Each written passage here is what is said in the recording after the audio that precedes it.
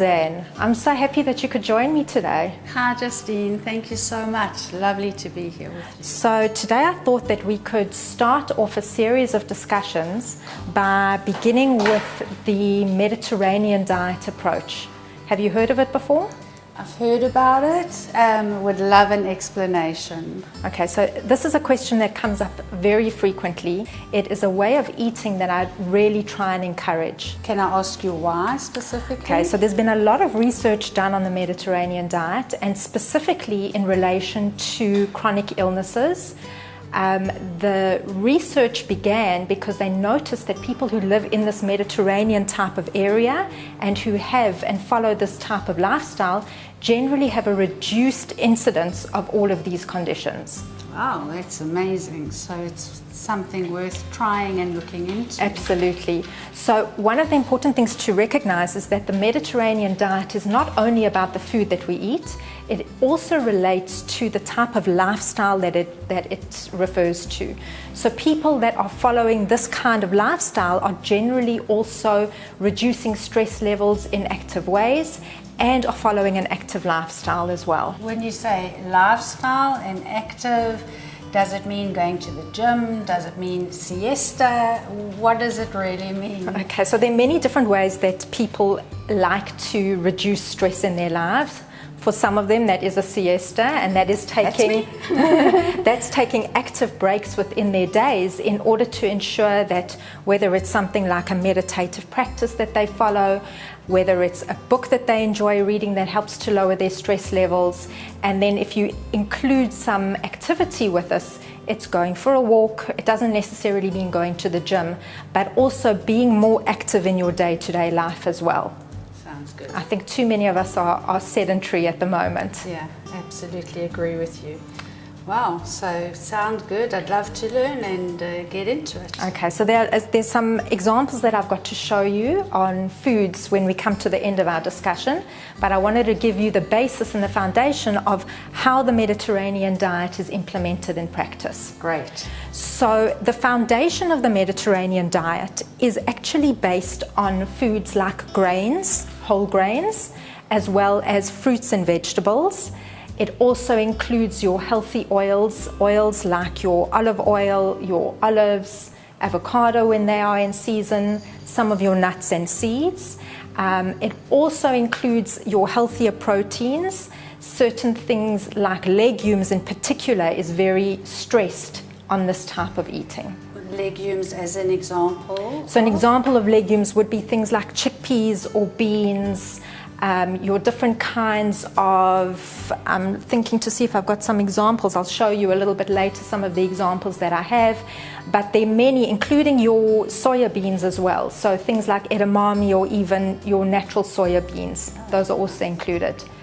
A lot of people get confused and they think that the Mediterranean type of eating is more a vegan lifestyle. It was just what I wanted to ask you. I don't hear anything about meat. Okay, this can send many people into a bit of shock because one of the things that is encouraged is to be able to eat more of your fish, in particular your oily fish, at least once or twice a week, if not more frequently. And the stress here is on fresh and frozen fish as opposed to anything that is salted or smoked. The next protein that is encouraged is chicken in a lean form, so more your chicken breast or chicken that is not cooked with the skin on or removed before eating. And that can be included about 2 to 3 times a week. When it comes to red meat, the ideal is to eat it about no more than once a week or a maximum portion of about 300 grams. Wow. Okay, so it is something that a lot of people might not be so happy about. Yeah, I think I'm one of those people. I love my red meat. And if I'm having red meat, any specific kind that's better? So in general, we try and go for the leaner cuts of meat. If you are eating meat which has got a lot of fat on, which you can visibly see, that has a lot of saturated fat, and the type of fats that are highlighted in the Mediterranean diet are more your omega-3 fatty acids and your monounsaturated fatty acids as opposed to the saturated fats. So we're trying to move away from those. So definitely your leaner cuts of meat are more ideal. And also Like then, beef, I'm sorry. So beef, yes, absolutely, your beef, but also there again, to remove any visible fat before preparation and to prepare it in a much lower fat way. Okay, so grill, barbecue. So barbecuing is still fine. You just have to watch that it's not getting burnt, because obviously the carcinogens when meat is burnt is much higher. There are also some conditions where eating red meat may not be advocated. So if your medical doctor has explained to you rather to eliminate any of the foods, even if they may be healthy, it's best to listen to their advice. Absolutely, but obviously then you'd need to swap that protein base with another protein. Correct. The one thing we haven't discussed is eggs, and they are a wonderful source of omega-3s and of protein as well. But when it comes to the Mediterranean diet, they suggest not eating more than 1 egg a day, and this is included also in baked products. So if you're using baked products, you have to be mindful of the fact that there may be eggs in there as well. Wow, I never knew that. Okay, so there's a lot to keep in mind. The last thing, before I come to explaining all the foods to you and showing you how to really introduce them into your diet, is dairy products. And here again, dairy is very healthy for us. It has a high calcium content. It contributes to vitamin D, which today is possibly more important than ever because it helps to build immunity. But when we eat dairy that is high in saturated fat, again, this is what we're trying to move away from. So when choosing dairy products, it's best to use low-fat products, whether it's milk or yogurt or a cottage cheese or any types of cheese as well. Good, so I'm getting hungry. You're getting hungry, I right? am. So let me give you some examples of what I've prepared to show you today. Okay. There's obviously a lot more variety than what I can show you today, but it's great to be able to have a look. So here you go. This is an oats porridge that I made, which was super quick and easy. So what I've done, I'll show you the actual raw ingredients. You take about 1/3 to about 1/2 cup of actual raw oats. I prefer to use the rolled oats because then they are more whole grain. Some people don't like the texture, and if you prefer quick cooking oats over the rolled oats, it's still better than not having them. Okay. So I've taken that with some chia seeds, about a teaspoon of chia seeds, and what I did first was that I soaked these together in boiling water for about 5 minutes. Some people prefer not to have to do the preparation early in the morning, so they do it the night before. And then you add some milk, literally put it in the microwave for about 2 minutes, or you can cook it on the stove if you prefer to do it like that. I've added some cinnamon onto that, and there are plenty of other ingredients that you can add in order to ensure that it's really tasty. I'm thinking sweetness. Okay, so for sweetness, a little bit of honey would be okay. What I enjoy doing is adding a fresh date or any other kind of fruit, so the date has a natural sweetness.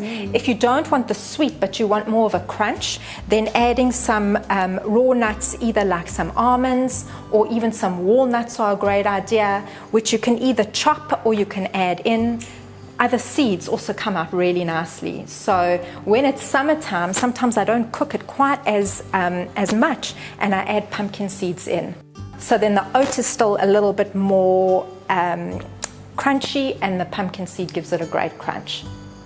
Okay, that's appealing. Okay, so looks good. that's an option for breakfast. I'm now going to show you how to include foods for a snack. You're going to be very hungry by the time we finish, so I'm just going to move a few things out the way here. So those were your breakfast examples. Can I taste this? Of course, with pleasure. I don't think I added too much sweetness. So what I love about the chia seeds is it helps to keep you much fuller for longer, and it's got the omega-3 in it as well. The cinnamon that I added helps to also balance blood sugars. So it tastes good, but for me it's missing the sweetness. Okay, so you would need to add a little bit more sweetness. It's a lovely texture. Okay, good. All right, so that is breakfast. First approval. Right, good. Okay, then what I've prepared for you here is a lovely dish. This is low-fat plain yogurt. So the reason I prefer the low-fat plain is because then it doesn't have as much refined sugars. I've added some lovely blueberries for flavor. And then what we can add into that are, for example, some walnuts. Could I add that to that, or is it overload? You can. So again, it's about portion size. So even healthy food eaten in large quantities starts to put stress on the body. So it is still important that when you are eating healthy food that you focus on ensuring that the quantity that you're eating is right for your body. You don't ever want to be in a position where you are under eating, and you also don't want to be in a position where you're overeating. Okay. I get there quite often. Okay, so balance is right. Okay. Balance is right. There's a huge trend now to also be able to intuitively listen to your body, to make sure that when you get to almost 2/3 to 3/4 full, that you just take a break and allow yourself to enjoy the sensations of the food. This is another aspect to the Mediterranean diet, the social aspect of it, that when you sit down to eat a meal, it's not just about eating the food, it's about the enjoyment factor as well. Great. Okay, Very, so that's very an nice. example. You can add other fruits as well for a snack time. Then, my favorite for lunch, I could eat this every day. Okay, so here I've prepared a plate of food which has got your wonderful whole grains, which is quinoa. This is a red quinoa that I cooked. The salmon is seared with a little bit of olive oil just to still maintain the moisture, but the truth is you don't even have to use it. You can squirt some lemon juice over it. You can use a little bit of soya sauce, not too much because otherwise you're going to have a bit more sodium. A nice green salad to go with it, and to add some extra crunch, I've put some roasted chickpeas with that as well, which is the legume component. One thing we can add into that to make sure that there is more omega-3s are your lovely olives here. So olives and olive oil are a big component to the Mediterranean diet, but here again, we don't want to overload even the good fats. We want to make sure that the fats that we have are just the right amount without having too many. So in general, I'd say you would add either oil and olives at a meal and let that be the majority of fats that you're including. Okay. So bear in mind what you're using to cook with as well. So, and obviously, the more we're using this Mediterranean lifestyle, we're getting used to the quantities of each. And Absolutely, absolutely. So that is a good idea for a lunch. very good idea. Snack times again, you can experiment with fruits and whole grains. Roasted chickpeas are another wonderful snack, which are on the salad. I'll show you maybe a little bit later in another video when we discuss about legumes, how that can become a real great that snack. looks great. Of course, I have to Taste it, definitely. So if you've got holes in your teeth, don't crunch too much. Yum. Okay, so what I used with that was a little bit of oil to roast it with, a little bit of salt and some spices, and it's just such a healthy snack, especially if you prefer a lot of nuts. This is a better way to go. Delicious. Okay, lastly is a dinner type of option. So typical to the Mediterranean diet is that they tend to eat their main meal at lunchtime and have a smaller meal at dinner time. And this becomes a wonderful way to also allow your body metabolically to settle with the food that you're eating during the day and to process it adequately. So, for example, this at dinner time would be having a lovely baked potato together with some low-fat cottage cheese. I've included a salad which includes some fresh broccoli. It includes wonderful tomato and some olives as well. And what you could do here if you wanted to would be to add some legumes as well. Sometimes it's nice to take the potato together with like a black bean kind of a curry if you want something a little bit more tasty and if it's winter time. So this is more of a summertime dish. The salad looks lovely, but it's got no dressing. What would I- All right, so let's add a little bit of olive oil here. So typically your salad dressings that you purchase in the shops are going to have a lot more sugars and salts. So the more you can make these kind of dressings at home and include natural products, the better that will be. So I would take about a teaspoon, no more, of olive oil and drizzle that over. You can add even some vinegars, a little bit of salt and pepper as well. And if there's like a salad spice that you like to include, that also works really nicely. One thing I want to ask you is, do we need to change our shopping lists, the groceries? So in general, when you're looking at the Mediterranean type of eating, whole foods are what you're going for. So many of us look at processed foods which are just so convenient, and we fill up on those in our trolley. The closer you can get to natural foods and whole foods, the better it will be, and that is definitely the way to go. So if you can start shifting and replacing maybe one at a time, a whole food for a processed food, then you're also moving towards the right. Our grocery cupboard will eventually have the correct products. Correct. Great. Yeah, well, I think I'm ready for the first couple of days. Excellent. And I think next time we meet, we can discuss grains. Perfect. Sounds good. Thank you so much. My pleasure. Thank you for coming.